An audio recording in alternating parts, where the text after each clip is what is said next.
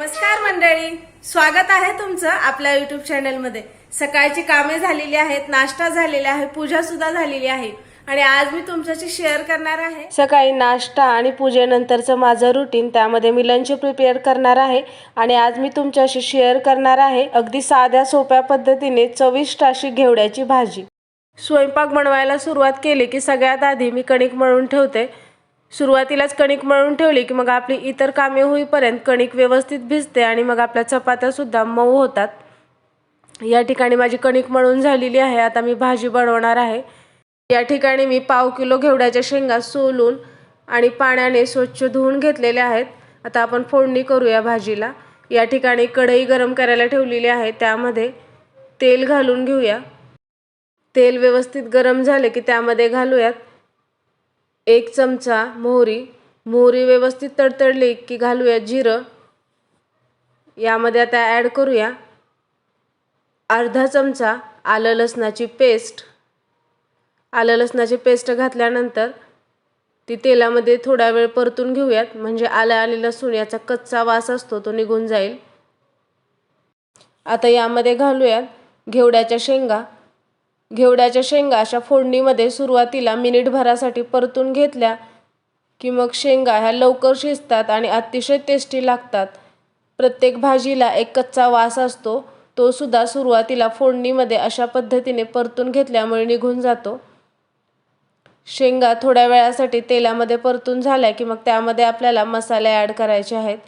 घेवड्याच्या भाजीला स्वतःची एक टेस्ट असते, त्यामुळे यामध्ये कमीत कमी मसाले वापरायचे, त्यामुळे भाजी अतिशय टेस्टी लागते। तर यामध्ये आपल्याला मसाले ॲड करायचे आहेत। इथे मी घालत आहे चवीप्रमाणे मीठ, 1 चमचा काळं तिखट। काळ्या तिखटाऐवजी तुम्ही कोणताही घरगुती मसाला वापरू शकता। यामध्ये ॲड करत आहे 3 चमचे शेंगदाण्याचं कूट आणि अगदी पाव चमचापेक्षाही कमी हळद।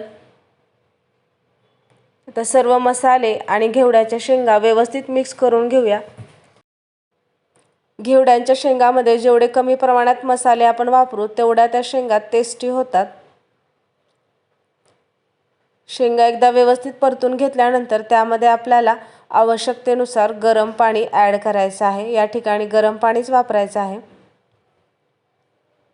इथे मी अर्धा ग्लास गरम पाणी ओतलेलं आहे।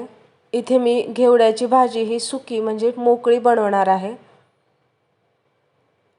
आता यावरती आपल्याला ताट झाकायचं आहे आणि गॅसची फ्लेम मीडियम ठेवून आपल्याला 5 मिनिट ह्या शेंगा शिजवून घ्यायच्या आहेत। अगदी 5 मिनिटांमध्ये आपल्या शेंगा अतिशय व्यवस्थित शिजतात आणि 5च मिनिटात आपली घेवड्याची चमचमीत अशी भाजी तयार झालेली आहे। भाजी खाण्यासाठी अतिशय टेस्टी असते आणि हेल्दी सुद्धा असते। मला जर ही भाजी आणखीन थोडीशी पातळ हवी असल्यास तुम्ही जास्त पाणी घालू शकता। या ठिकाणी मी वरण भाताचा कुकर लावलेला आहे आणि मशीनला त्यासोबतच कपडे सुद्धा लावून घेत आहे, म्हणजे कुकर आणि एका साईडला मशीनला कपडे धुवून निघतात आणि त्यासोबतच आपल्या चपात्या सुद्धा बनवून होतात, म्हणजे एकाच वेळी आपले 3 कामे होतात।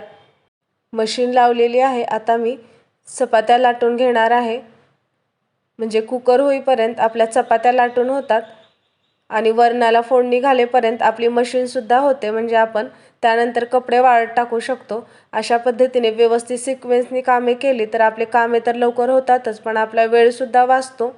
मग मंडळी, कसा वाटला आजचा व्हिडिओ जर आवडला असेल तर लाईक करा, शेअर करा आणि चॅनलला सबस्क्राईब करायला मात्र विसरू नका।